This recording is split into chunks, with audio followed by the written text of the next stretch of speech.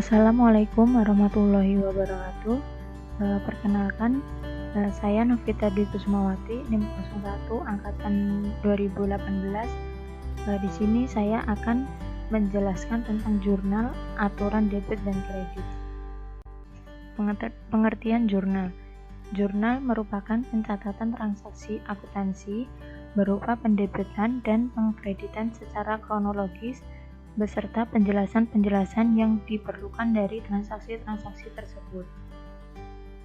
Peranan jurnal adalah sebagai alat kontrol penguji keseimbangan antara debit dan kredit. Di dalam menjurnal setiap transaksi selalu memasukkan nominal uang di sebelah debit dan kredit dengan angka yang sama. Di sini ada bentuk jurnal. Itu ada kolom jurnal. Yang kolom pertama ada tanggal untuk mencatat tanggal terjadinya transaksi. Kolom kedua ada nomor bukti untuk mencatat nomor bukti transaksi.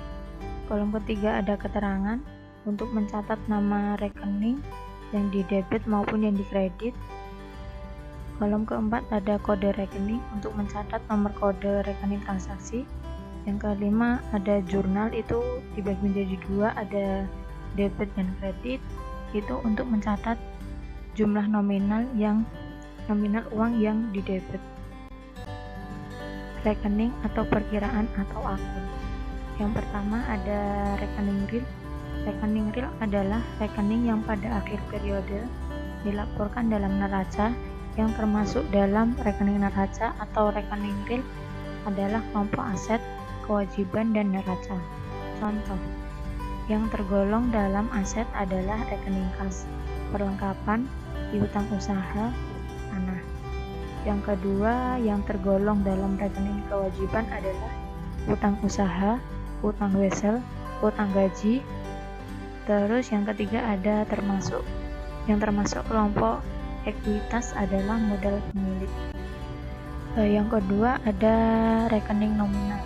Rekening nominal adalah rekening yang pada akhir periode dilaporkan dalam laporan laba rugi. Rekening yang termasuk adalah rekening pendapatan, rekening beban. Aturan debit kredit dalam penjurnalan. Akuntansi menggunakan sistem pencatatan berpasangan double entry system. Maksudnya dari sistem pencatatan berpasangan adalah untuk setiap transaksi akuntansi yang terjadi, maka secara otomatis mempengaruhi debit dan kredit. Contoh misalnya transaksi pengeluaran kas untuk membeli peralatan.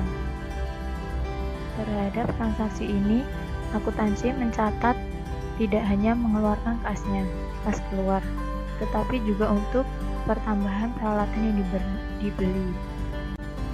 Secara sistem pencatatan berpasangan ini mengikuti aturan debit dan kredit. Salah satu contoh bentuk aturan debit dan kredit pada transaksi di atas dengan menggunakan aturan debit dan kredit menjadi kas berkurang, maka posisi kas berada di kredit, dan peralatan bertambah, maka posisi peralatan berada di debit. Tabel aturan debit dan kredit. Di sini ada jenis akun, ada penambahan, ada pengurangan, dan ada saldo menurun. Yang pertama ada aktiva, jika bertambah itu berada di sebelah debit, jika berkurang ada di sebelah kredit, saldo menurunnya berada di debit. Untuk kewajiban, jika bertambah itu berada di sebelah kredit, untuk pengurangan berada di debit, saldo menurunnya berada di kredit.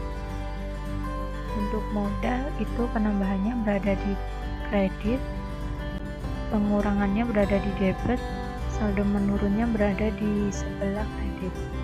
Untuk prive, jika bertambah itu berada di sebelah debit, untuk pengurangan berada di sebelah kredit, saldo menurunnya berada di sebelah debit.